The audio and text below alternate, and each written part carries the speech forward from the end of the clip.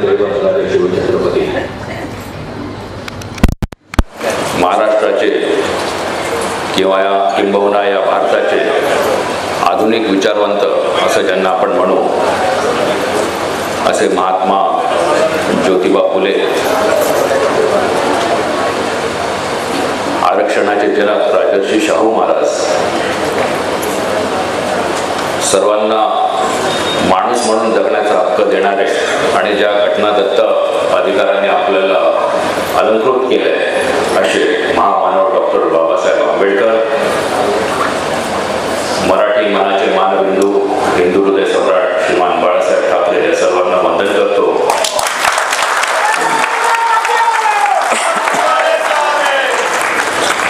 आजच्या या कार्यक्रमाला उपस्थित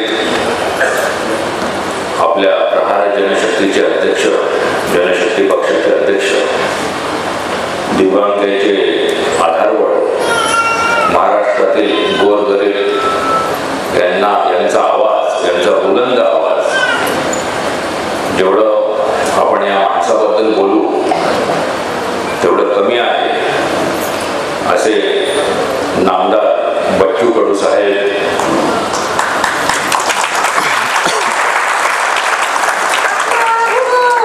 बच्चू कडू असं आहे की आज या 132 नालासोपारा विधानसभा निवडणुकीच्या प्रचारार्थ आज आपल्या पक्षाचे अध्यक्ष या कार्यकर्ता संवाद मेळाव्यास हजर आहेत. फार अतिशय म्हणजे संपूर्ण महाराष्ट्र पिंजून काढतायत आणि त्यातूनही त्यांनी आपल्याला वेळ दिला त्याबद्दल आपण खरोखर त्यांचे ऋणी आहोत.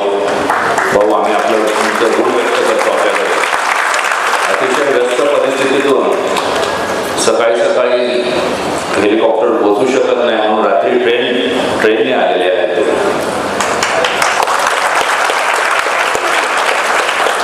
भाऊ, आज आम्ही सगळे आपल्याला ऐकण्यासाठी आतुर झालेलो आहोत. वेळेची मर्यादा आहे कारण पुन्हा भावना 12:15 हेलिपॅडपर्यंत पोहोचायचं आहे.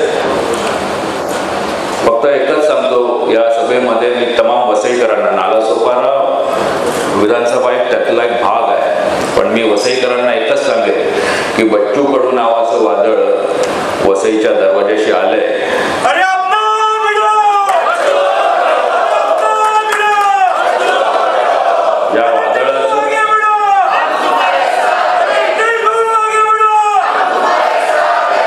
या वादळाचं स्वागत करा. या वादळाचं यासाठी स्वागत करा कारण वसईच्या हिताचे, वसईच्या विकासाचे दरवाजे कोणी उघडू शकत असेल तर ते फक्त बच्चू भाऊ कडू.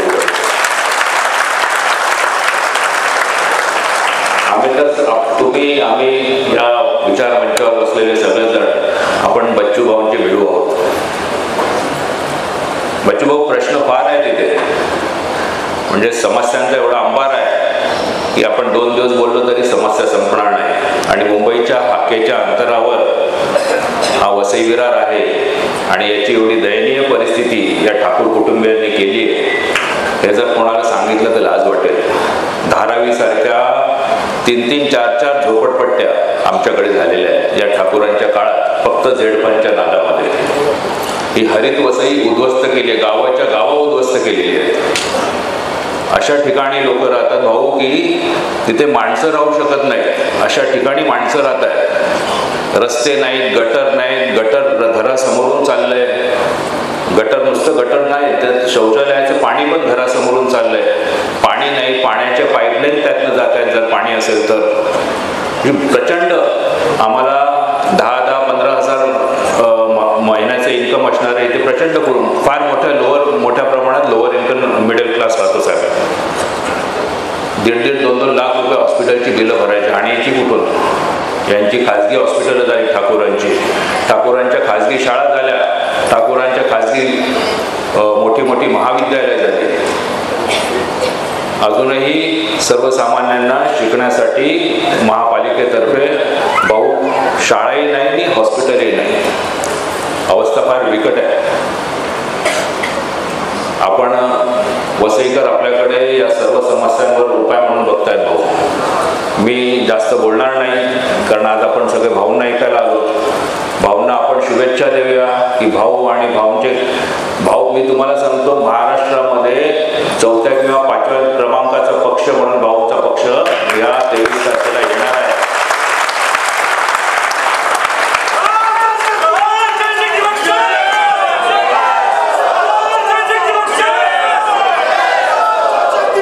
त्यामुळे मी